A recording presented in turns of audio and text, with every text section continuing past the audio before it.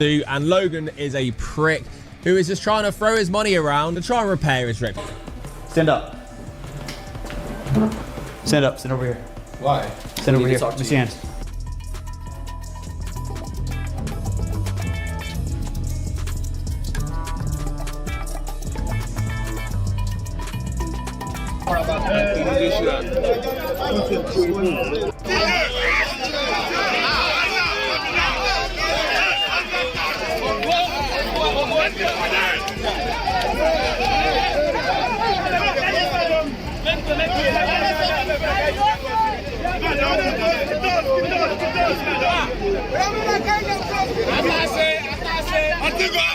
Chris Eubank Jr. responds with empathy, and it lands because he's been there. Because fighters understand what it means when your body and mind are suddenly threatened outside the ring.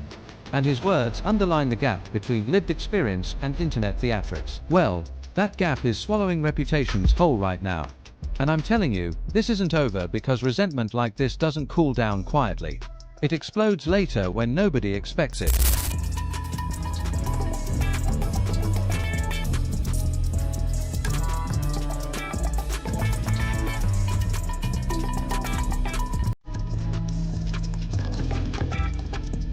Tony below talks about Joshua's character even while dazed and injured. And that's where respect knocks in. Because even in chaos, Joshua represents something solid, something grounded. And when you stack that against the Paul brothers' swirling controversies, it creates a moral contrast fans can't ignore. And I can feel the narrative hardening, calcifying, turning into something that will follow people for years, whether they deserve it or not. And that's terrifying.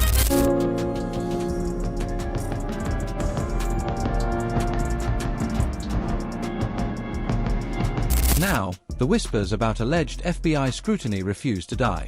And I need to be careful here because investigations are about facts, not feelings. But perception can be just as destructive. And right now, perception is radioactive because every old beef, every careless post, and every past stunt is being re-examined under a microscope. And I keep thinking there's a detail missing, a piece not public yet. Something that's going to snap this story in half when it drops. To officials in Nigeria, they ran into a stationary truck while trying to change lanes on the roads. Just a horrific accident. You know, I don't want to start, assigning blame to something that I don't have the report for, but... So, we end right here in the tension. Anthony Joshua is recovering and grieving. The boxing world is holding its breath. Logan Paul and Jake Paul under a cloud of suspicion, whether fair or not. And the truth is still hidden somewhere in paperwork, phone records, and quiet rooms. And I don't like how unfinished this feels because stories that start like this never end clean. They end with shocks. And yeah, I'm uneasy because the next update could flip everything again and you'll want to be here when it does. Thunder Usyk said, "This is an unbelievable loss. Sinna and Latif are two incredible people who are not only part of AJ's team, but also friends. My sincere condolences to their families, loved ones, and everyone who knew them. Anthony Joshua, wishing you a speedy recovery." The endgame is already written, and it's ugly because if this keeps spiraling, the fallout doesn't just scar careers, it erases legacies. And now rewind with me because hours before the world froze, Anthony Joshua was laughing with friends and planning fights while rumors exploded that Logan Paul and Jake Paul were suddenly under alleged FBI scrutiny. And I'm sitting here staring at my screen thinking, nah, this can't be real. Because one crash just detonated the entire boxing narrative, and every powerful name tied to it is now sweating, hiding, or praying. This doesn't turn into something darker than anyone is ready for. That's bonkers. Thank God he didn't have a seatbelt on. I never say that. Thank God he didn't have a fucking seatbelt on, because if he did, there's no way. He would be dead. Probably, or fucking severely. Here's where the air goes thin because reports swirl that Joshua's accident triggered questions nobody wanted asked. And while fans were expecting silence or prayer from the Paul brothers, we got posts that felt cold, detached, and almost careless. And that's when my stomach dropped. Because in this sport, timing is everything. And bad timing looks like guilt, even when it's not. And I keep hearing this voice in my head saying, someone knows more than they're saying. Someone always does. And this is where stories like this usually turn poisonous. Be there for them and the family, anything they need. Sometimes when someone is a star, they have a lot of things in their life taken care of for them. So you really have to move into that mode in this situation as well. make sure obviously they're getting the best medical attention, make sure their family are safe and happy. Anthony Joshua is fighting to recover, and the entire combat world feels it because this isn't trash talk or pay-per-view hype. This is real blood and real loss, and when Jake Paul's reaction hit the timeline, it didn't feel like support. It felt like distance, like he was already bracing for impact. And fans smelled it instantly because fighters read energy better than anyone. And the energy was off, wrong, unsettling, like a storm cloud sitting just out of frame waiting to roll in half. Anthony Joshua injured in car accident. 2 people who I believe were with Anthony Joshua were friends of his have tragically passed away.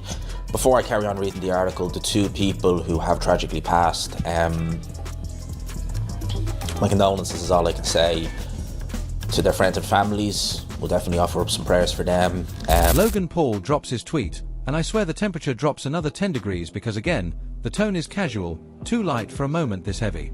And I'm watching comments pile up accusing, questioning, and demanding answers.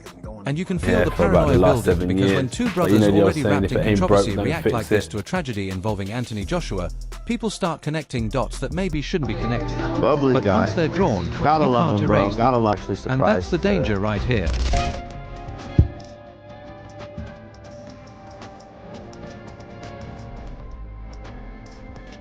When I feel like I don't want to do it, Alexander Usyk stepping in like a real champion should, offering respect and grief in humanity. And it's like watching 2 different worlds collide because one side understands the cost of this life, and the other side seems trapped in optics and algorithms. And that difference is loud, painfully loud.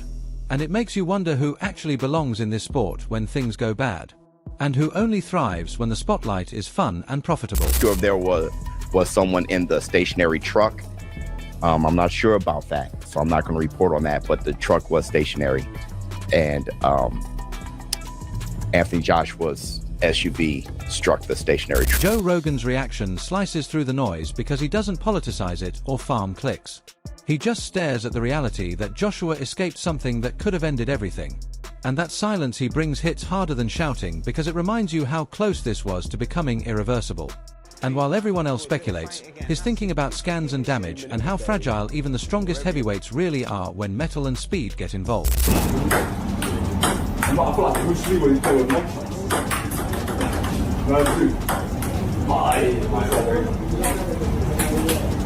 Eddie Hearn's response is what leadership looks like under pressure because he circles the wagons, protects his fighter, and centers the families who lost everything.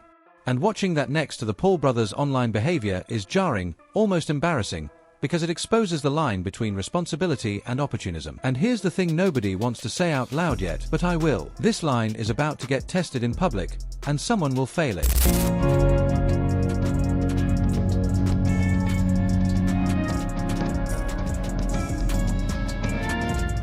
The human cost keeps getting heavier when names like Liam Gore surface, describing the loss of Joshua's close friends.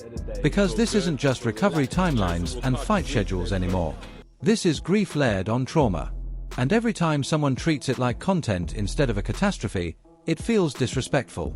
And yeah, I'm saying it because when emotions are this raw, you can tell who actually cares and who's just trying to survive the backlash. For the days where he could get seriously hurt. I don't believe Josh would have.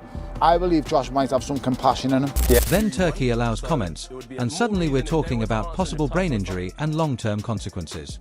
And that's when the mood flips from shock to fear because brain scans change careers. They change lives. And in the middle of that seriousness, the Paul brothers' earlier reactions look even worse. Like they didn't read the room or maybe didn't want to. And I keep thinking someone behind the scenes is panicking right now. Scrambling, deleting, calling lawyers. You can feel it. Joshua injured in car accident. 2 people who I believe were with Anthony Joshua were friends of his have tragically passed away. Before I carry on reading the article, the 2 people who have tragically passed, my condolences is all I can say to their friends and families. We'll definitely offer up some prayers for them. Showbiz. The adult lays out the crash details with that cold clarity that makes everything feel random and cruel. A stationary truck, a lane change, a normal moment turning fatal, and it makes the speculation even more dangerous because tragedy doesn't need villains to be devastating. But once suspicion enters the room, it refuses to leave.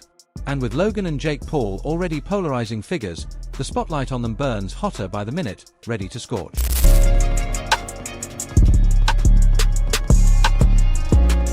There was an accident at 9:30 a.m. local time, 8:30 our time, involving 2 vehicles in which 2 people have died, and Anthony Joshua has received minor injuries and he's been taken to hospital. So eyewitnesses say Joshua was in a Lexus SUV with 3 other passengers, and he was involved in an accident in which that Lexus collided with a truck that was stationary at the time. And there are videos online of a shaken Joshua being taken out of the car. So local police have confirmed that Joshua has suffered minor injuries, but that 2 people have died in that accident. What makes this unbearable is seeing footage of Anthony Joshua just hours before the crash, full of life, joking, dreaming, and then smash cut to this nightmare. And that emotional whiplash is why fans are so furious at anything that looks performative or careless, because this wasn't scripted drama. Begging for this a second was real.